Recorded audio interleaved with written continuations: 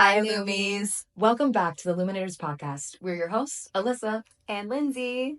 This sacred space invites you to feel seen, inspired, opened, maybe a little triggered at times, but mainly super empowered. We are so excited to be back for our very last spring episode for this portal. I literally cannot believe that we are saying that. We've done 7 episodes so far, including our opening ceremony. That is such a blessing. I love that we're ending on the 7th. Such a special God number. Me too. And I feel like it sets us up today for such an important topic, which is the power of being unbothered, unbound, and unrushed. So today we're going to be talking about the art of slowing the fuck down in life. So I kind of want to just open up to talk about our general life themes, about like what's been going on lately and how has this art of pausing really been showing up for you? Yeah, to get right into it, again, it's like this episode being number 7, right? I always go back and really honestly, Christ energy has been coming in so potently, I feel like, in the collective. And I reflect back on the Genesis story where like in 6 days, the Lord made the heavens and the earth. On the 7th day, he rested and was refreshed, right? This like idea that without true rest, without balance of yin and yang, darkness and light, doing and not doing, and being a human being, so riveting that we always forget this because we are infiltrated with conditioning. And yeah, what I've been noticing lately, geez, where to even start? So yin in my life has taken on so many different layers and meanings, right? Of course, being a yoga teacher, it's like there's a separate training for yin yoga, which is actually hilarious to think about. That like yoga in and of itself, you learn vinyasa, you learn all these ways of doing, and the yang and the energy of the flow, and ashtanga and the doing. And yet yin is the counterbalance, is the thing that we also need, right? It's where we unwind the fascia from a physical level. It's where we can actually integrate the yang energy, where we can receive and deeply integrate what we're doing here. It's the other side of the coin, which it's like we always talk about balance, but like what does it actually mean? And yin has appeared to me, of course, again through these layers, but recently through this cycle of my of course what we talk about on this podcast, right, is the menstrual cycle and how deeply revealing it is to our inner world, and how when we are tracking this incredibly beautiful template that we have for our spirituality, we get to realize, oh my God, I have to be in balance, right? Or else we get into all the nervous system defects and disorder that shows up in so many ways of cramping, mood swings, and all the physical stuff that I've, of course, worked so hard to become balanced, right? To nourish my body and realize there's deeper rest here. So I think lately I've been becoming super aware of the matrix that I've been in, that no matter that, I've left a whole life of corporate America and doing that whole thing, and I still have found myself in a super masculine way of living, even though I go slower than I used to years ago, right? Or like, right. I just keep realizing the cycles are the same. No matter if you've let go of one thing, you go into another thing, we're never healed, right? This is nothing, it's the reminder that like, this is the cycle, the breath, how the earth even happens is the inhale and the exhale. We have to have both. And I've been rudely, really, I think, awakened to this by being stripped from a lot of my identities, that like, I feel like things are just like sloughing off of me that I used to grab onto so tightly, like identities and who I am, how I show up. I'm the funny one, I'm this, I'm that. But it's like, through everything I'm witnessing in my life, being in sacred union, living this life of like being in tune with nature and cycles, I've realized, oh my God, I've still been in my yang. I've still been so pushing of the creative energy that feels good, right? It's like it's not that it's bad. It's just that I've gotten kind of duped lately with the rusher feeling, that like the same voice that was there when I was in the corporate America job, when I was in the unhealthy, toxic relationships, it's still here. It's just now I see it and realize it differently, and in tuning into, ooh, you're rushing me again. What do you feel like that voice, or like those subliminal messages that kind of come into the body, either it's like actual sentences that are being said in the brain or in the spirit, or like is it physical sensations, and like what is that kind of like, what is that rush? What do you feel or hear? Yeah, to me it's like, you know, I'm preaching on social media this is where I've been coming up against myself of being this spiritual person and giving such like light language to how things could be or how we can feel. And then I get hit with this like restlessness in my body, this like, I'm not doing enough. I'm consuming too much and not creating enough, what it feels like, even though I am creating. So I'm like starting to realize like, where is this coming from? Where am I feeling like I'm still not doing enough when I'm doing so much? This has always been my fucking cycle throughout my life. Yeah. And I can blame it on being a Sagittarius and being a fire element and being like there's this unsatiable thing that I know all humans feel. Pointing the finger. Yeah, exactly. But it's like, yeah, it shows up for me in restlessness, in indecisiveness, frustration in myself, this like constant like, oh, how do I know, there's so many options I can do right now. And then I realize I'm like, you're not even washing the dishes. You know, like, what if you just like clean the bath? Like little things that I had come back to and I'm like, whoa, come back to basics, right? This is how I feel I get out of balance, when I'm so up here and feeling the creative energy and it's being disguised as the voice. To me I've been right in tea ceremony this morning. It's like, if we look at like the devil and God, right? This like element that sometimes I can articulate my life through and is coming back into my life from like being away from like Christianity for a long time. It's coming back in this way of like the voice of the rusher that's like very urgent. And is, again, not even saying bad things. It's actually sometimes inspiring. It's like, but I feel so inspired to do this right now, but it's not feeling easy. Right. It doesn't feel easy, but I feel like I have to do it. It's like this weird, like, it's not necessarily dark thoughts, but it's like almost like this wolf in sheep's clothes. That's like, ooh, you're still rushing me. That's not the voice of ease and in my, you know, like, it is God. All of it is God, right? Because it's the they, it's the masculine and the feminine together. But it's this incredibly trickster energy that it's like, ooh, I know you, and I've come to realize you so many times in different ways, in different facets. But it's like each time you switch, and it's like, aha, I found you. Take off your fucking mask. And then you think that you've known it. You know, that's the devil, and you're not going to get me next time. I'm resting now. Right. And you think that just because you recognize it once. Yeah. Hilarious. That reminder is coming back around again, which is like every so often I just am so humbled, and I'm so grateful for the unraveling and the forgetting of like, dude, the voice. The forgetting. Right? Yeah. The forgetting. I'm so grateful for the forgetting, and now I get to remember. I have to take a breath again, and realizing where I push my own edges of like, hold on, what? Who? First of all, who's speaking right now? Like, chill the fuck out. Y'all got like, it's almost like a committee that's like in my head. There's like different ding, ding, ding. Oh, ding, I 100% agree that like this an energy auction is not just one identity. I 100% support That's that it, dude. The rusher is not just one voice. It feels like like you're in a fucking room full of loud ass people. Yep. And you feel like the room, again, is inspiring. And it's like all these ideas and all these like things that you feel like, yeah, I want to do that. What the fuck? How do I do that? I'm completely capable to do it.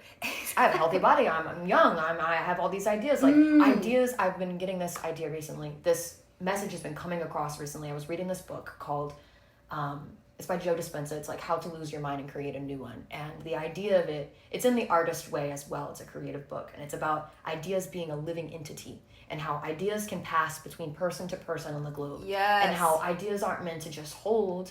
Ideas are meant for you to be applicable or apply them in your way. Mm-hmm. But, however, like you said, there are some times in your life where you actually do have to kind of hold yourself before you can hold the idea. And so even though these creative facets are traveling in between person to person and through self, you have to be able to say no sometimes to the idea. Mm-hmm. And it's like this idea of like FOMO. It's like I have a fear that someone else is going to have this idea when I already have this idea, and then they're going to get all of the recognition. And that's where social media has been really showing up as a problem for me. It's a double-edged sword, right? It's going to mold the tree into something beautiful, and it's a tool, but it also can be fucking poison. Yeah. And I'm realizing where I've been sipping the poison as if it's tea and just being like, oh, it's so delicious, it's good for me. And it's like, actually, it's fucking making you suffer. And I've been in between these worlds of like, I have the ideas, like you're saying, because they're energies, they come through and they're just waiting for whoever's going to execute. Whoever's ready to execute it. Yeah. And I get on social media and I see fucking verbatim what I was either thinking about wanting to create, and then I'm like, okay, well then, okay, there's no point. And then it's like, well, fuck me then. Like, you know what I did? I thought you all would come to me, but it looks like you had been cheating on me, okay? It looks like all these hoes out here just had the same fucking ideas, bitch. So, no. So that makes me go, yeah. Ew. Okay, and then coming back home to myself to this yin of like, okay, what do you need to do? Recently, for the first time in my life, and I've gambled with this idea of like unfollowing literally everyone from my page, and I finally did it. Everyone in my life except for my partner. And what's hilarious is that you still get infiltrated with information. Now I'm getting accounts I've never seen before that are also cool as shit. I'm like, fuck. It's also the game. It's a game. It is. And I'm realizing it so much. I'm like, ooh, you really like it's the cleft hoof of Satan, right? It just like had me by just the ankle, just that little Achilles, like dangling me. But like I'm so grateful for the awareness. And again, the yin that like brings me back down. And it's funny because within yoga, if anyone has practiced yin yoga, it is incredibly powerful because there's such slowness that you actually get to deepen, which when you deepen and stay, right, it's this like concept of like loyalty, getting out of our nervous system reaction of fight, flight, freeze, fawning, right, and stay with it and open and receive it. That's what's actually expansive. You're looking for it. It feels like the creative energy is like, this is going to be so expansive, and it's like this thing that feels like the Big Bang. It's like, oh, well, that's what it is. This is what it is. The chaos before the creation. Yeah. So I have to listen to it. I have to follow it. But wow, what I'm realizing is that nothing that I want to create that I deeply value is going to come from that space. And I really value, the fruits of the spirit, that like the patience and understanding the cycles and wow, the cycles. It's like, dude, we get these cycles to look at and think, oh, just because I know where I'm at in the thing, I can like identify with it or something. And every time I'm realizing, every time that I've identified or grasped onto something in my life that for whatever it is, for safety, I am, by the grace of God, it gets stripped from me. And when the feminine takes hold, she brings you into this deep, dark place of unknown. Yeah. That's like, you gotta continue going like this and letting go, and then you will see the penetration that is available to you because you're ready to receive. But that witnessing of the chaos has been something that I've been becoming more and more aware of, and it takes months and it takes years to even. And it's you'll continual. And you'll forget, and you'll remember again. So what about you? How's yin been showing up? Well, thank you for sharing. Yeah, yin has been showing up recently because I just shifted out of like a very transitional period of like coming out of my doctorates and then getting into massage, and then I graduated massage and I just got my license number yesterday, and then I'm working full-time at the Pilates studio, but I'm also cultivating this podcast, and I still have other things that I've been kind of implementing into my life in terms of habits. And so I've really been honest with myself because being a full-time Pilates instructor, I use my voice a lot. And then I'm also a yapper on my podcast. And then I'm also a yapper with my home partner. And then I'm yapper with my children, my cats. And and oh, she got kids? And, yes, and they had 4 paws. No offense to kids, just not mine. Anyway, I've been really getting into my yin lately because there has been just an abundance of open roads that have opened up since actually finalizing this whole thing with my healthcare realm. It's been such a devotion of mine since as long as I can remember to like remember and embody a leader in the healthcare realm. And so like actually finalizing that, it was like, I can do 100 things at one time. And I've always been that way. I learned it from my dad. He was a great role model for me, learning and growing up and really embracing my productivity, my creativity, and my implementation, my imprint on the world. Like this idea of like really imprinting. Like, you're masculine. Who's going to remember you and why? This idea has really kind of always walked with me in life. And so now that I have finally transitioned out of this becoming a full-time student into a full-time creator, I really now get to choose my own schedule. And so it's been really, really tempting for me to load up my schedule with as many classes as possible. Let's record every week. Let's make 1 million posts on social media. Let's educate more people. Let's get out there. Like, I'm ready to go. This is the moment I've been waiting for. You know, I'm not a student anymore, but it's really been showing up for me because I had to sit down last week. We were supposed to record last week because Lindsay's going to be going on a trip in a few weeks. And so we're trying to get ready to go and have things planned and be ahead of schedule, you know, as we do, responsible women. But I loaded up my schedule because a friend of mine needed coverage for her classes. And so I loaded up my schedule and we were supposed to record that day. And I woke up at 5 a.m. And as soon as I opened my eyes that morning, I was implementing my morning routine because I've really been strict about when I get up, that phone is not in my hands. My phone is not in my hands until I get to work. I'm not scrolling during breakfast. I'm not scrolling on the ride to work. I'm not scrolling until I get out of work. Like literally, yin practice number 1. Yeah, like get up cleanse in the your morning. feed. Cleanse your feed was actually yin practice number 1. Cleanse your fucking social media feed. That was number 1. 2 is get off your phone in the morning. Like that has been number 1 game changer for how my body feels. Yes. Transitioning from awakening from rest into my aliveness. It so important. dysregulates me more than I ever really wanted to actually realize. Exactly. Because it's like, it's subtle. I get to just lay down, like my little Minka, my little child comes and lays with me in bed and she likes to watch TikToks. So she'll come and lay down with me and she's looking at my phone and she likes to touch the screen, you know, like, and so it's addicting because it's like, oh, it's innocent. There's nothing wrong with me laying in bed for 10 minutes. But those 10 minutes took away from my time to give myself an abdominal massage, to reflect on my dream, to get up, gua sha my face, go by my altar, change the water for the flowers on my altar. Like it took that 10 minutes that I could have really been spending in presence and gave it to TikTok, which I mean, enough attention is given to TikTok, you know, and Minka doesn't really give a shit. She just wants to be with me. So it's not an excuse. And so the yin not only has been showing up in how can I still create, still be present in my work, but also have non-negotiables. And that's yin practice number 3. What are your non-negotiables? My non-negotiables are I have to have at least 2 days a week that I don't go into work until 10 o'clock. I need to sleep in. I'm an early riser instructor. So I'm up at 4:50 in the morning to teach a 6:30 class.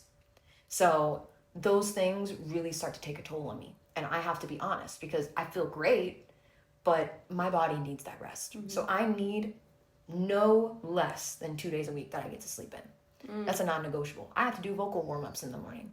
On the way to work, instead of just sitting in silence, driving, listening to my music, or listening to nothing at all. I've been driving in silence a lot lately because I'm just always listening to music and talking. And so it's like, balance.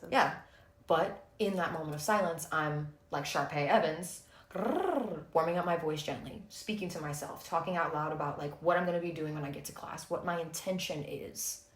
Not just for going there and making people sweat. What is the intention of why I get to go there and stand in front of women, men, they, thems, and really provide a quality experience?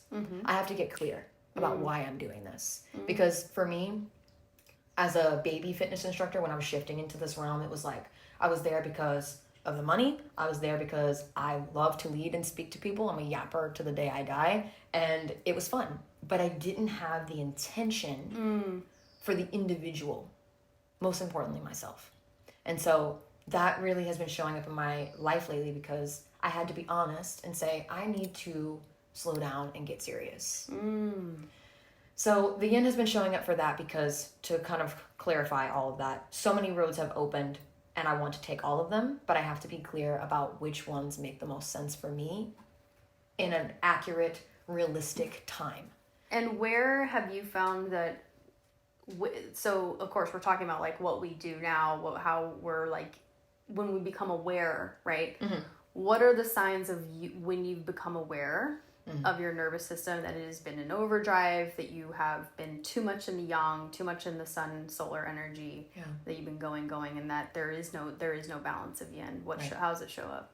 So I think the first thing are we talking about recent, or are we talking about over the span? I think in general, like where in the patterns of your life have you, because we're doing the same thing over and over again, right, guys? It's like we think we heal from one thing, and that's just a layer of the pattern, right? And you continue, this is what life is about. It's like, oh, these are my patterns. I get to de-layer and completely deepen my understanding of. So yeah, where over your life have you realized, ooh, looking back, those are the times that I've pushed myself past my edges, and this is how it manifests in my body. Yeah. So I would say over time, I entered into the workforce field at 15.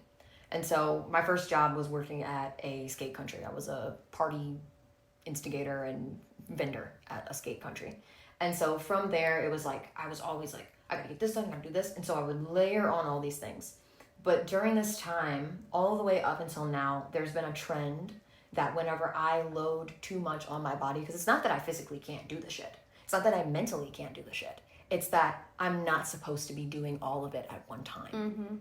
All of these things can still get done in the way that is most balanced for me to have actual optimal energy to still function and still be present and still be conscious about what I'm eating and drinking and breathing and saying. The basics. It's the basics. And so I get into this robot mode where I then lose my creative forces. I don't feel as inspired anymore. I feel drained. I feel agitated. I think when I get into sympathetic overdrive, which I would consider me to be overstimulated, I get super, super irritated. My fuse is like, it doesn't take much. And that is something that I've worked through for many, many, many, many, many years. I would say a decade now, to really harness my anger and put a lasso around that hoe and be like, yeah, we're gonna chill, dude. Because my anger used to really, really drive me. And I think my anger and my confidence became one entity. And so separating those two things is something that I notice over and over and over again whenever I get overstimulated. And so not only that is my short fuse, but I am sexually disrupted. So I'm not engaging, I'm not allowing anything pleasurable to happen to me. I want to be in the driver's seat all the time. I have my hands gripping the fucking wheel. My fingertips are white. I'm squeezing it so hard. Like I am just so, I'm not there. I am doing.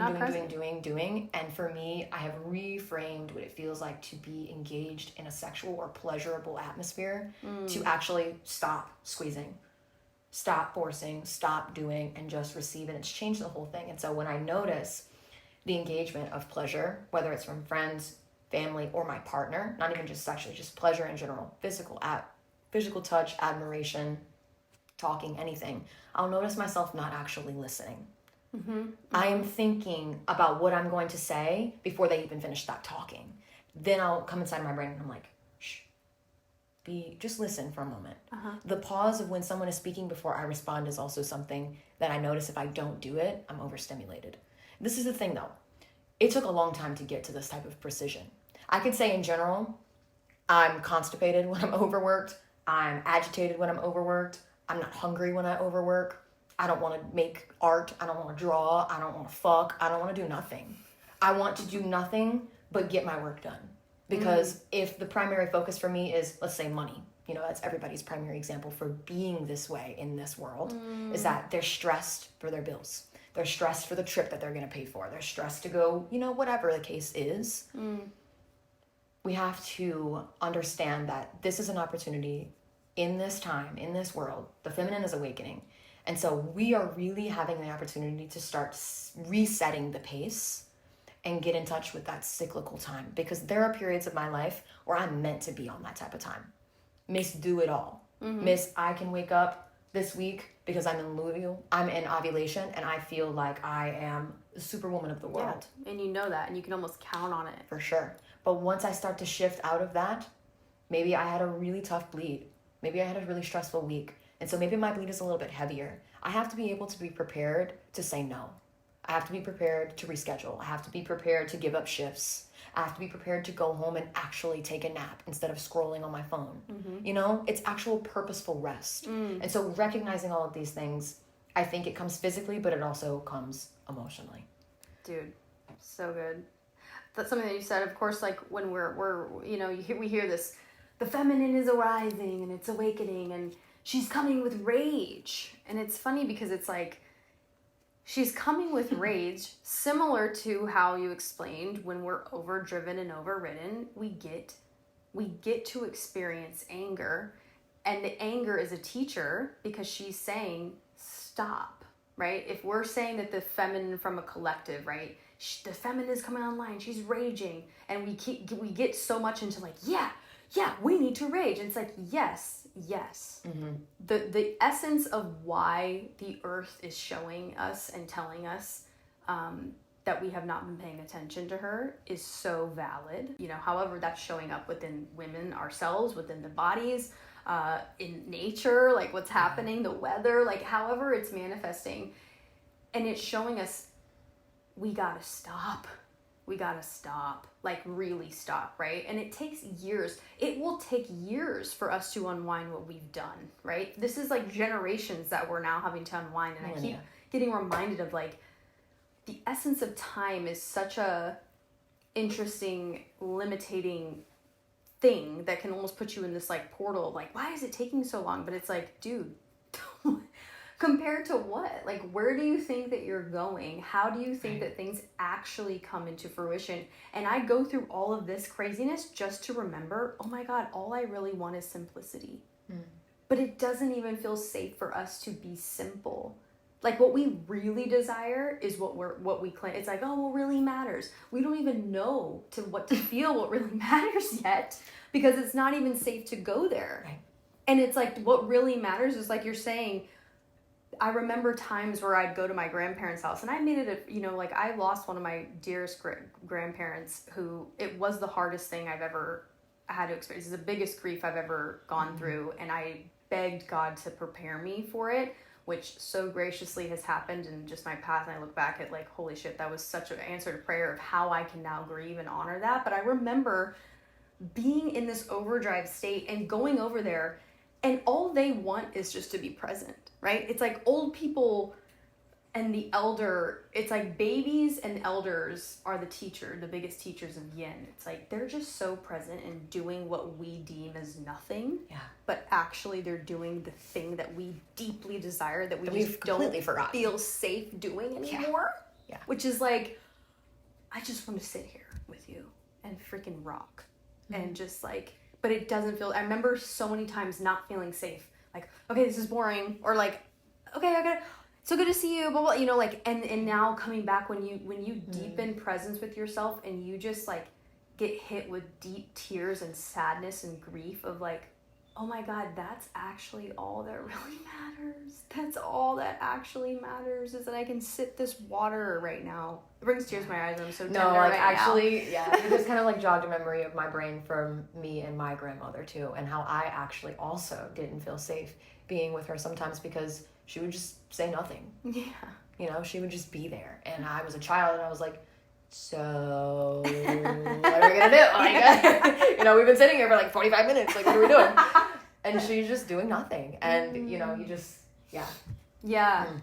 The fascia that unwinds in yin is such a teacher. And I think I'm talking physically, right? It's like if you guys are looking for yin in your life, we're talking abstract, and I'm sure you can relate to the words that are coming out of our mouths and feel how it feels in your own body and like where it's showing up or where you realize, oh my God, I'm not in yin. But start with the yin class. Like this is like yin yoga, which is again where I was talking about in the beginning. I see that. I'm just now realizing, why is that not like readily available in when it comes to like this culture of yoga, right? Like everyone's a yogi, everyone's a yoga teacher. Because they want yoga to be a workout. Yeah, exactly. And it's workout culture, which goes into hustle culture.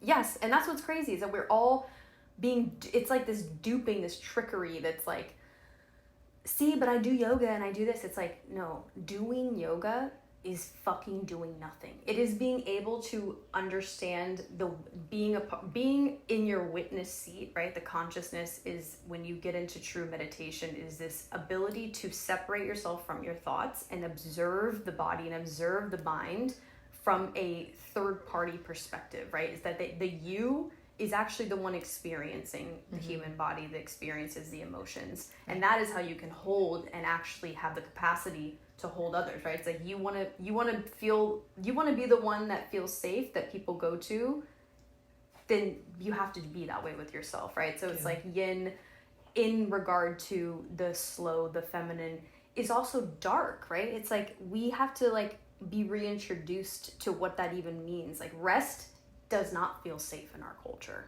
True rest, posture of rest, knowing when to say no, saying, I actually gotta just go cry right now. I gotta take myself out. And, you know, and just rewiring the safety that it is in our own nervous systems to even understand. It's just like such a journey and such an unwinding of conditioning, and that we're all awakening to. But it is an incredible thing that stillness teaches you, is that like, oh, this is what I'm actually looking for. Right.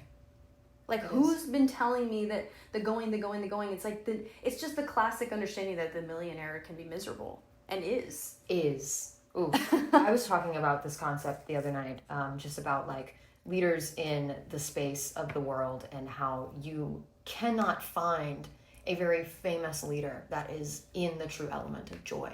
And that is because they lack any type of personal presence, because the world is always watching. And I feel like we've started to really, even though we're not all famous millionaires in this current moment today, where we have paparazzi following our car and we can't eat out, you know, alone, this concept of idolizing that lifestyle has really started to kind of sink into our bodies and make us feel like the world is watching everything that we do. So in the moments of vulnerability, or what we would consider weakness, right, we feel shame, because anxiety exists in the future and shame exists in the past. And if you exist and teeter-totter between the two, you never exist in the present.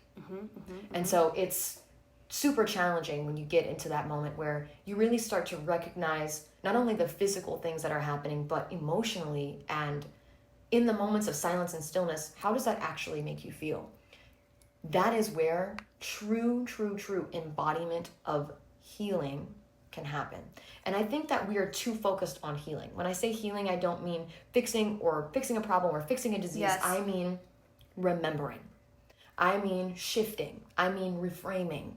I mean embodying. All of that is heal. To heal something is to make it feel the way that it was before we forgot. And so when we shift back into, like, to say, baby consciousness or elder consciousness of true presence, that's where everything lies. And so when we get into real nervous system regulation, we have those 4 different phases of dysregulation that I think we should really talk about today. And that is fight, flight, fawn, and freeze. And so you were saying earlier, before we got onto mic, we were discussing about what kind of happens for us when we get dysregulated, overstimulated, whatever it may be. And so how do you feel like those 4 categories kind of show up for you?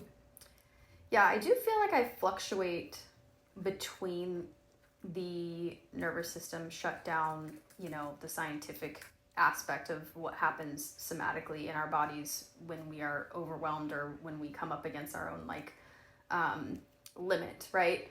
Or overstimulation, or what some people would deem as trauma, or some sort of trigger or whatever. I feel like I go through each one, and really I can't even pinpoint which one comes first necessarily. I think that I kind of go through them.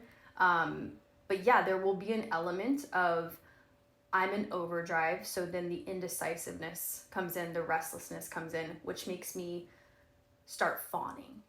I think it's like I have to get out of this craziness, as if I think that the going into more craziness is going to help, right? It's like we throw gasoline on fire all the time. Like, oh my God, I'm feeling so restless. I should get up and do something. I should take a shot of tequila. Like, literally, it's like the energy is too much. So I should sign up for 14 classes next week, because if I have some sort of schedule, I need my masculine to come in and penetrate me. I'll feel better.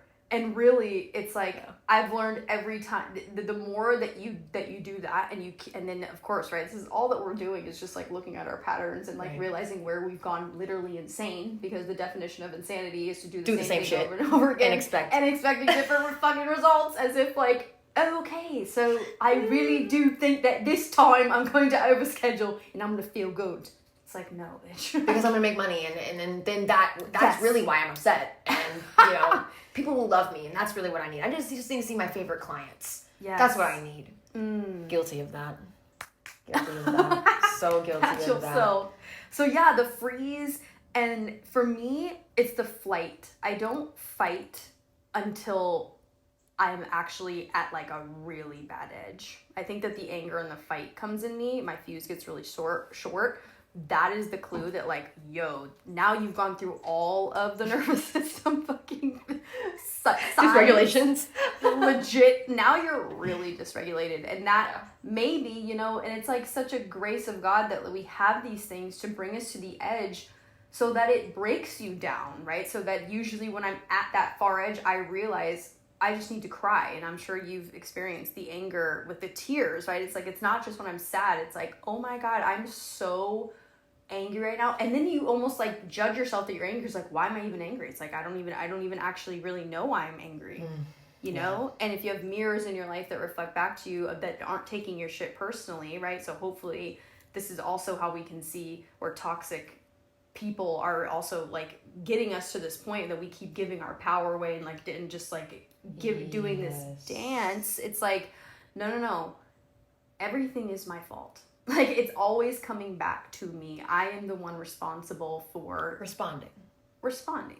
Yes. True. Responding to myself. Yes. And like, how can I learn myself better? What is this anger here to teach me? And where do I remember from the past thing?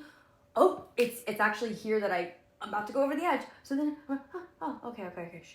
It's like, it's just this constant organizing, peeking, and then stumbling back, and then falling, and then stumbling and back that's again. The hilarious thing, that like my ego being on a spiritual path and like being a creator and like getting out of 9 to 5 and like starting my whole new career and being an entrepreneur. It's like, it's this essence of responsibility to show up, not even necessarily differently than I was. It's just in a different matrix, right? And I'm realizing where I've gone into my fight or flight or freeze or fawning so many times within trying to be a creative, and then coming back to this place of like, oh, I only had the courage to leave that matrix because I trust in the balance of like, oh, actually I really, really value the yin in life, the balance of life, right? Yeah. So it's like coming back to that over and over again, where it's like, I thought I'm living a pretty chill life.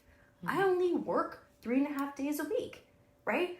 But even though I feel like I've realized I technically put in labor for exchange for money 3.5 days a week, but every other day I'm also working my fucking self up to create something, to be on to the next thing, to do better.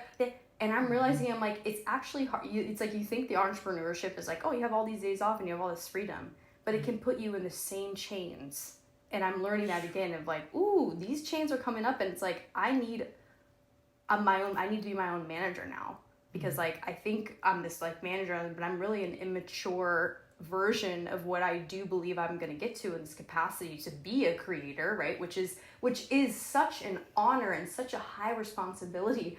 But Jesus, just like the good leader, just like the one who actually leads with presence, is like, if you look at leaders, like they're not doing it alone. I have to be able to lean on so much that I need support of. It's not just like I feel like we can have this like perception of like, oh, you're leading, you can do everything yourself. It's like, no, actually they're the ones with the most support. They're the ones that allocate out and say, I need help with this, I need help with this, I need help with this.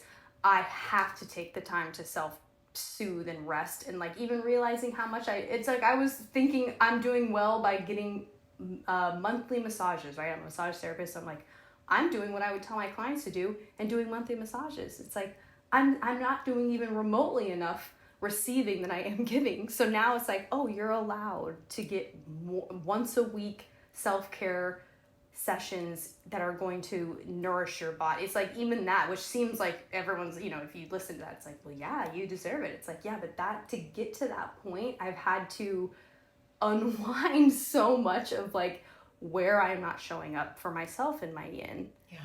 And it's such a beautiful and humbling experience that like yin shows you, I don't have to control it.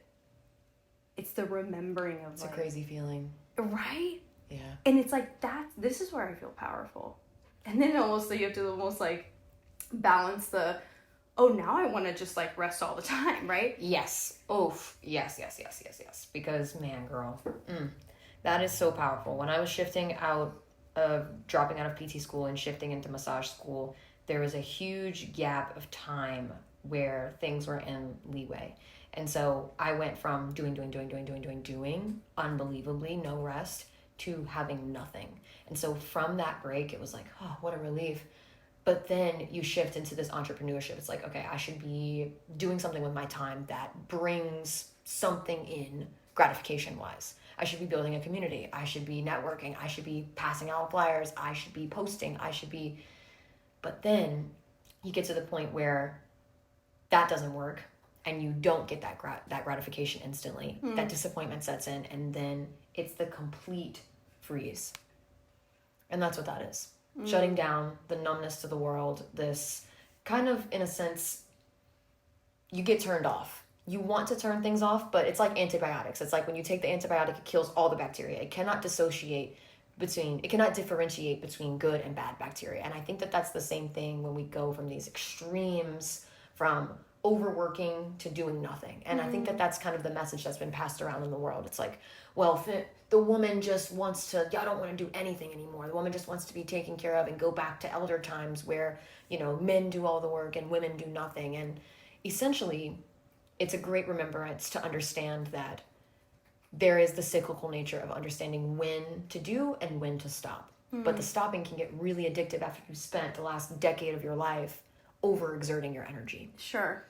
Would you say, and that's where I've found myself over the past couple months, like, getting into this, like, fuck it energy of, like, now nothing. It's like, once I allow myself to rest, I feel the unravel of, like, now I don't care about anything that I was, like, so hyped about before. And then that gives me, like, a fucking identity crisis of, like, oh my God, what am I even passionate about? What do I even want to do anymore? And it's like, what's the point? You are still unraveling, like, years of boss bitch culture or this conditioning that, like, and even being in a relationship, it's like just the first baby layer of concrete on the foundation of my relationship that I'm like, you still need to just integrate it, just be with it, just be present in it. It's like this feeling of, like, after a little bit of rest that you have to get up again. Yeah. Right? And it's like not coming from an inspiration-free flow, right? It's this, like, this should voice. Lacking. Scarcity the mindset. Lack, yes, of, like, I'm going to be forgotten, or I'm going to be, MIA, and which is, like, such an interesting thing to show up.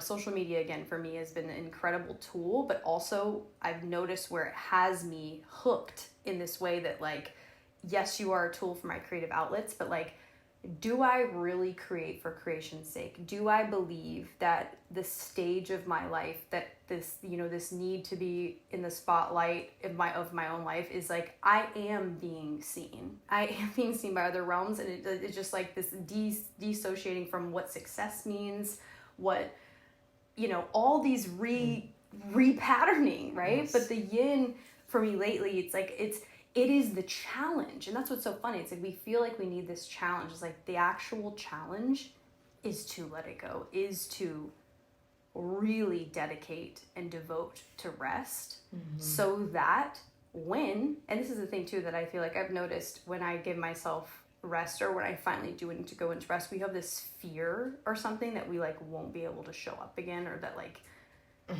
it's like as if we forget the cycles. We're so addicted to, like, I'm feeling like this right now, so I have to cling to it because this is the way I want to feel all the time. And this is what we've talked about in other episodes with birth control, right? It's like we put ourselves on this one track throughout the whole month for 6 months at a time. You should be at this level of energy.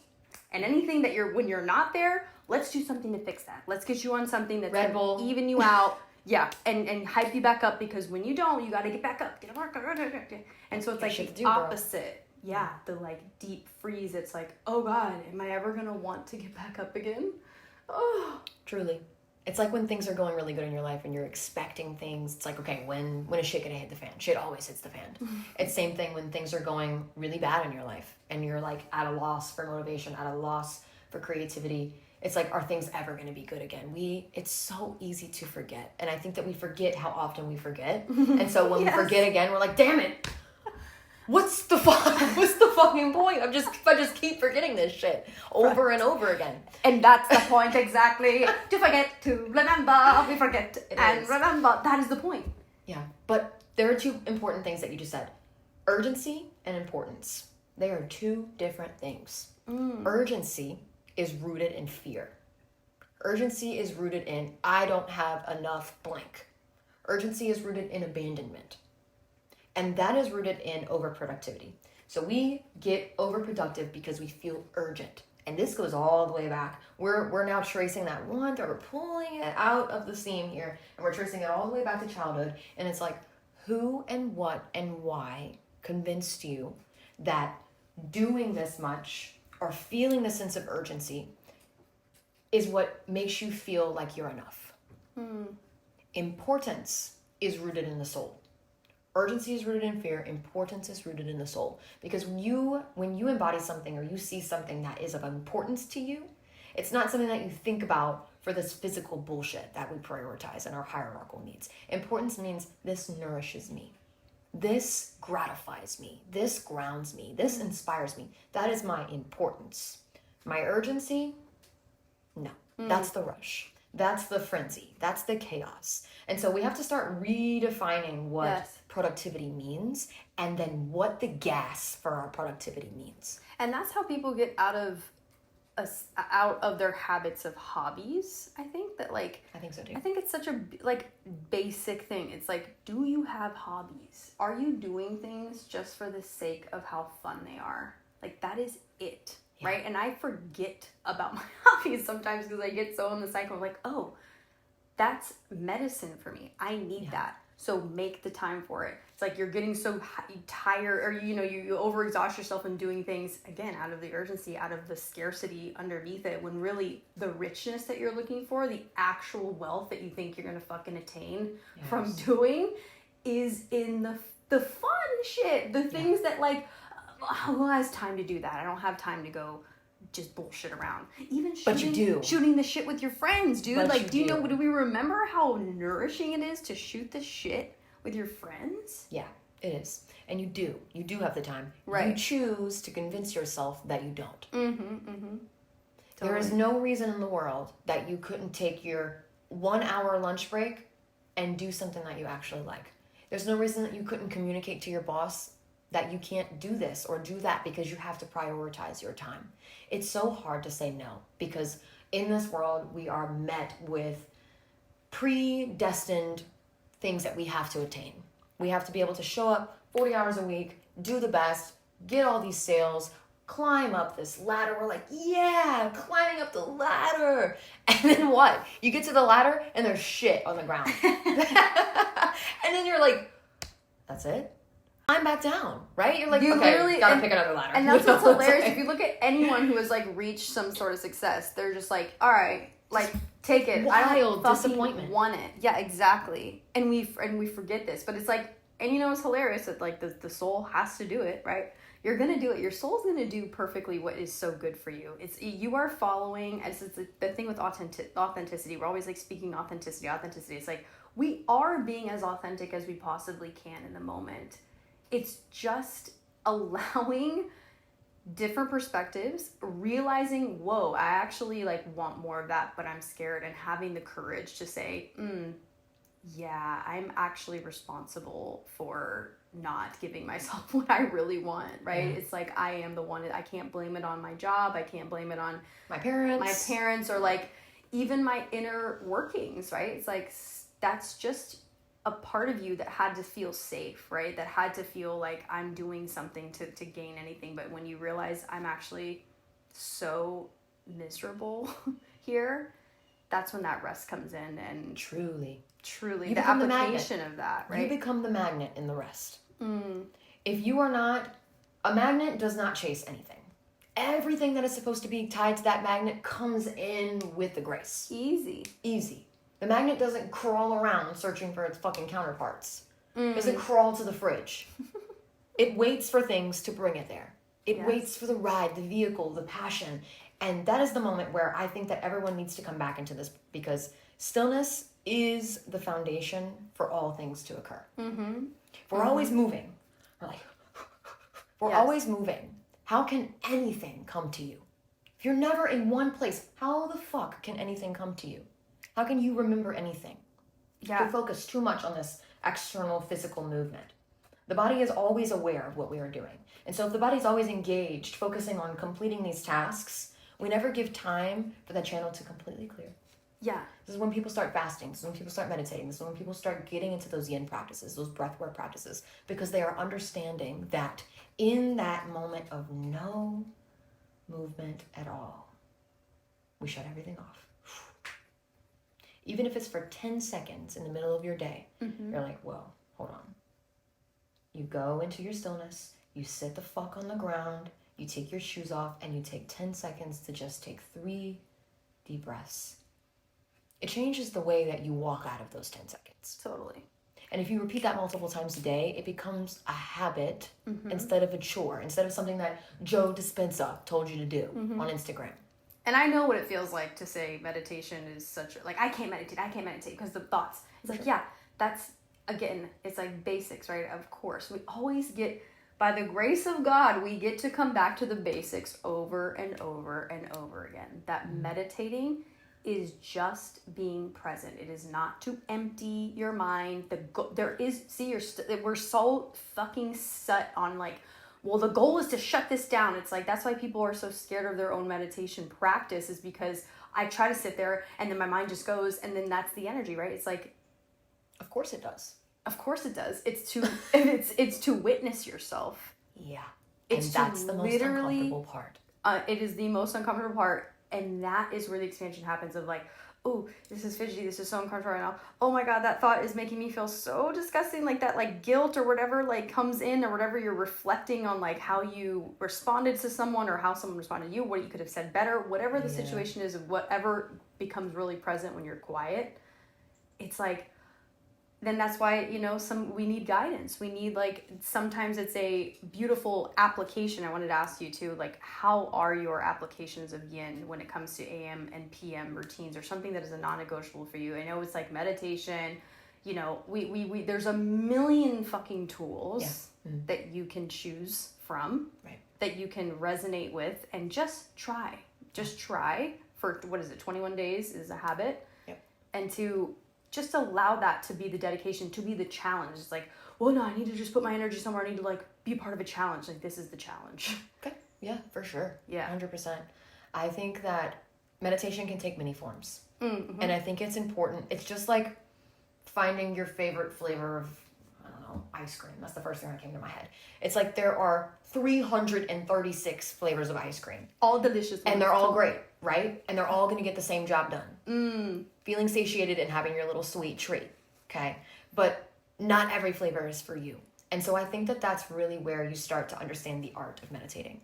And I think if we change the word from meditating and get into presence, it kind of changes the whole reality of what that's really supposed to mean. Like you said, the art of witnessing is meditating. The art of witnessing is presence.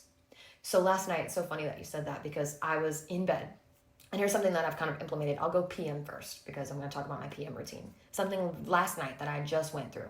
I was laying in bed, and every single night before anything happens, this is what my nighttime routine looks like. An hour before bed, at least. Sometimes it's 2, depending on what my day looks like, depending on how I'm feeling, what cycle I'm in. I always indulge in some kind of herbal warm something, whether it is hot cacao, whether it is red raspberry leaf, whether it is just a simple oolong. It doesn't matter what it is. Whatever my body feels called to. I don't make the choice. I let spirit guide. I go in front of my apothecary and I'm like, And then I'll just sit with my medicines and I'll just look at all of them. Sometimes I'll pick them up. I'll smell them. I'm like, nah. yeah, this is the one. And then I'll go into my kitchen and I'll make my tea. And I'll stand there over the pot and I'll wait till it comes to boiling. And when it comes to boiling, I put my face over the pot and I breathe it in. And that's the beginning of my ritual for every night. I put my face over the pot. And that right there is the signal. Every single night I do the same shit. That signals that I am now entering into my parasympathetic time. And this has become a ritual for me. Like, if I even remember it just now, when I remembered it, I can put myself into that space because I've done it so many times. Love that, yeah. I'll sit down on the ground. Elijah's starting to kind of join me now on the ground, and we'll just sit, and I always ask him every night before we go to sleep, what's your favorite thing about me today? I ask him that every single day. What's your favorite thing about me today? Aww. And he always says something new. And then he'll ask me, and then we'll say, what's your favorite part about today? And we'll talk about it. And we just kind of like get into this moment of gratitude. This is not something that I read in a book or seen on a podcast. This is just something that's kind of developed naturally between us.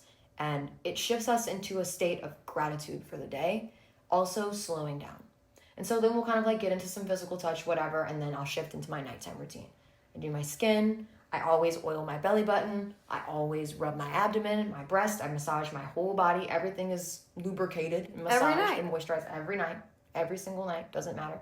I always oil the back of my scalp here because I kind of have some things that when I get stressed, I'll just put some like calendula oil that I made on the back of my scalp and just kind of just get in my body.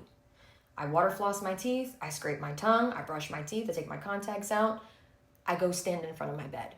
When I'm standing in front of my bed, the lights are off, and then I will ground into my body. Every single night, I bring my arms up overhead. I stand with 2 feet on the ground. I bring my energy in. I'm like, mentally, I'm like, okay, I'm here.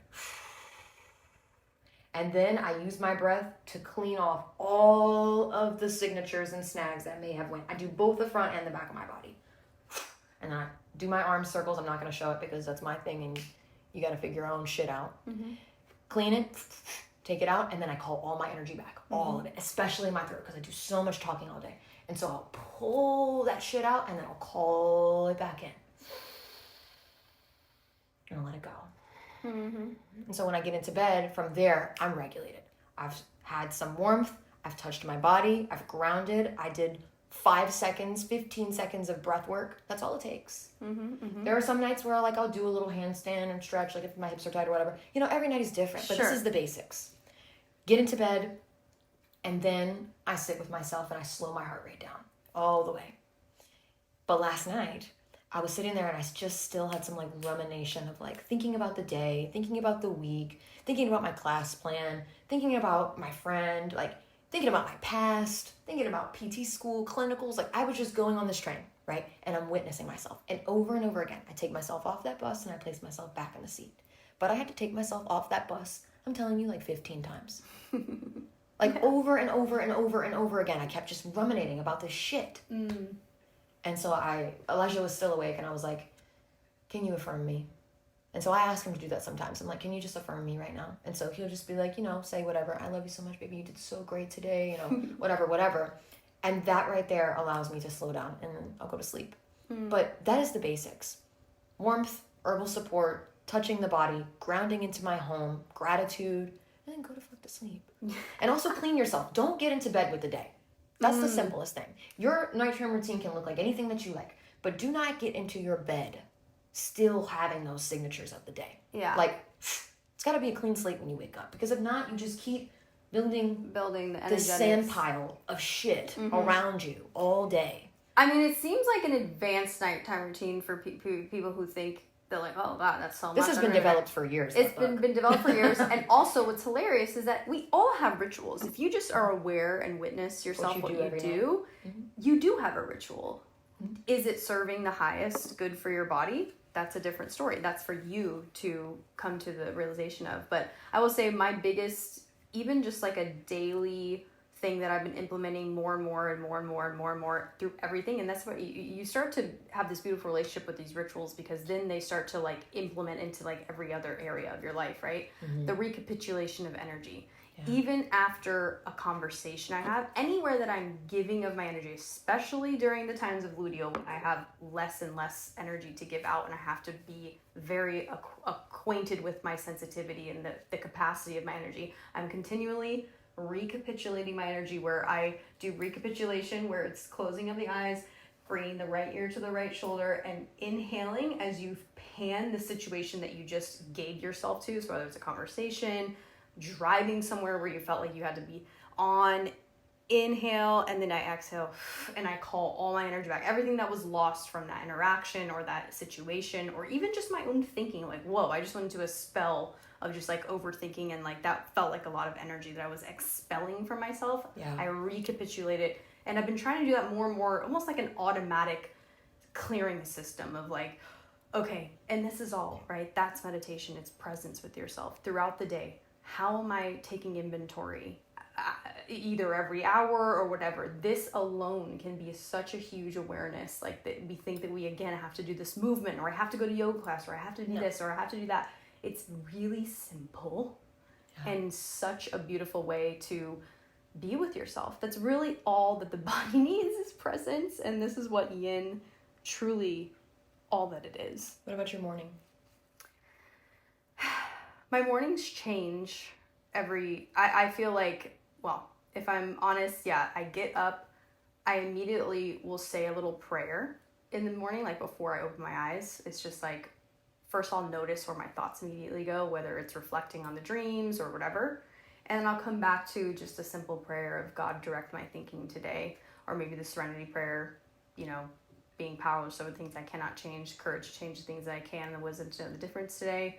And I just immediately have this like gratitude. I think the gratitude, of course, right? It's like seemingly basics for wellness, but it's so powerful when you just immediately go into gratitude, open heart, whatever the day has for me today, because I only have 24 hours. Mm-hmm. That's what I need to think about today, is just the 24 hours. But is again, just witnessing. I think I just witness myself. I choose what I'm going to, put in my body, and have that even just a few minutes of silence before you get up.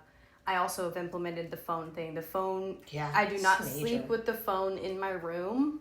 Nice. I have a automatic, like one of those old school alarms. Like the loud ones? It's not that loud, but yes. I need to get one, but not like that. That triggers me from childhood.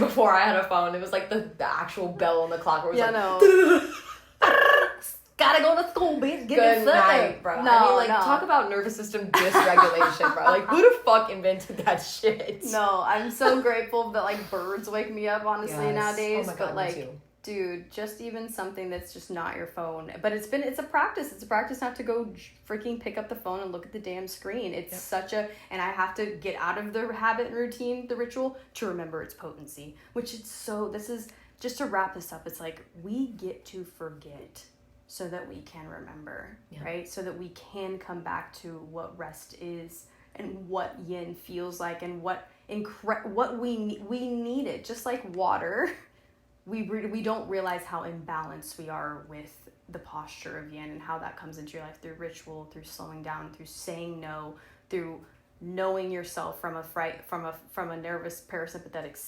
state, and just allowing more rest. Giving permission. Just allowing more in general. Allowing more and controlling less in general. There's so many clients that I have the blessing to interact with all day long that I feel like they feel inspired by me, because there's an opportunity to witness a woman that really speaks slower, that moves slower, that is intentional. And so when people see that reflection, it's like, I love your energy. I get told that all the time. How do you stay so grounded and positive? And the goal is not being positive, love. The goal is to be the witness. Always. I can witness my crazy shit, and I can witness my beautiful goddess walking upon this earth shit, because they both exist at the same fucking time. Yes. It's the witness part. And that's the thing. It's like everyone wants this Instagram boho goddess goal to be like, I only wear linen and don't do shit, and like I just like don't care. And like, am I feminine? And like, oh God, like it's great. I love it. Like, go you, boss queen girl diva. But like, it's an unrealistic goal from someone who's jumping straight out of one extreme into the opposite extreme. Mm-hmm. It's an unrealistic goal, and so it leads to disappointment, and then nothing gets done, because it's the second that you get disappointed, it's like, well, I don't have time for this. I'm already disappointed in every other aspect of my fucking life. I'm gonna just keep doing this. I'm gonna just keep riding on my little fucking buggy. Yeah. Why would I do it? Doesn't work for me. Like, it's great that it works for you. Right. Yeah. Such a true statement. The morning time is such an important time where you have the opportunity to change your life. I feel like every single morning is I'm such a morning person. I love the morning because I feel so much hope for the day. Because no matter what happened yesterday, no matter what happened 10 years ago, no matter what happened 25 years ago, I get to wake up today and I get to make all new changes. I get to make all new choices. I get to be. And so this is something that I've been implementing. It's like, okay, I have a 2-hour lunch break. Let's say at work. I get to work, I do my job. It's like, okay, but I could stay and make content. I could stay and work on the podcast. I could stay and do this. But I don't. I instead go have lunch outside at the park. Mm-hmm. I instead go walk around a store and just window shop. Don't buy anything. Just window shop. Just be there. I get to go walk down the sidewalk for 15 minutes and just no phone, no music, just listening to the birds, just feeling the sun. These are the little things that micro pauses don't always have to be these macro pauses. Yeah. Micro pauses, micro steps lead to big leaps, and the same thing happens with the pause. If you notice the signals that your body is getting into that overdrive, how can you implement a macro pause? Mm-hmm. That's number one. And so in the morning is your first macro pause of the day. I'm going to call it a macro pause because you get to choose what time you wake up in the morning. If you're that type of person that wakes up 15 minutes before you have to leave the house and you're grabbing a McDonald's Dunkin' coffee and a McGriddle and you're like all frantic, how are you going to show up in that day? Mm-hmm. And that's what's, and of course I can take us on a whole other, rabbit hole. This is just like the safety of that is how you know you're in overdrive. If there's no ability to wake up, to give the time, right? Yes. And then we can get a shame cycle of like, oh, I wish I could wake up earlier. Don't, take the time. Like if I were to hear that from a client, I would say you need to take a sabbatical. A sabbatical, not just a day off.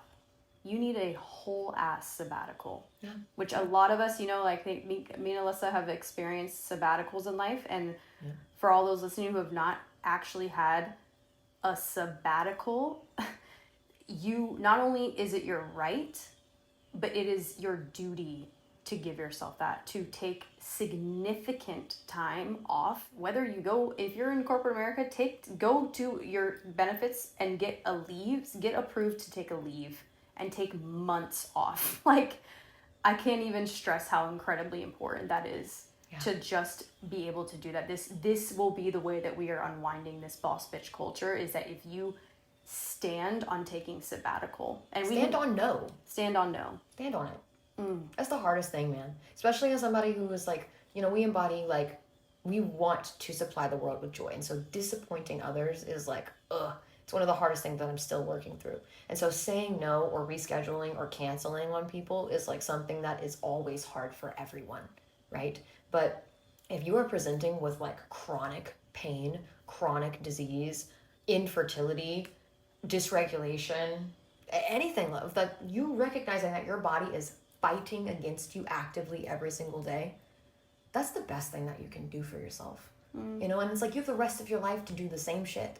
I know. And that's the thing. It's like we're rushing for what? It's the concept of time, man. Get rid of the concept of time. There is no time. Yeah. We have the power to elongate it. And it's hilarious because we think that because there's not enough time, we have to go faster. But to elongate time, you actually go slower. Correct. What a beautiful exchange of words and just presence. We hope you guys enjoyed this, and we hope that it resonates, and it's going to be a timeless episode, so I can't wait to listen to it years from now and be reminded. And remember again. And remember again. We might forget next week, but here we are to remind ourselves again and again. So just to close up, we'll just remind you guys about some things. Of course, this is a first episode that we're filming, so you get to see our faces. And we will be putting this on YouTube. If you're watching from YouTube, hi, welcome. This is our first episode that we are filming. And of course, on our other platforms, Spotify, Apple Music, and Amazon. You can find me at Lindsay Dorio, on Instagram, or Zenith Massage by Lindsay. I am taking one-on-one mentorship clients, as well as, of course, body work if you're in the local St. Pete area. But please reach out and holler at your girl. Love that. Absolutely. Gifts from me, you can find me at Rare Body Studio in Tampa or Rare Body Studio in St. Pete off of MLK Drive. I would love to see you hot mat reformer private sessions if you want to just kind of get into your body. That's my primary gift that I'm offering right now. I will be offering massage gifts soon, focused on abdominal and womb therapies. So Best Pilates teacher in the Bay Area, Tootsies. Don't mistake it. yeah, Take seriously. a class. Be mindful of who's instructing your movement. Yes, amen. Seriously, even if it's not me, just be mindful who's instructing your movement and who's guiding you through experiences of pleasure and work and just presence in general. So we'll see you on YouTube, and we'll be back for summer season. Bye, Cheers, Louise. Lammies.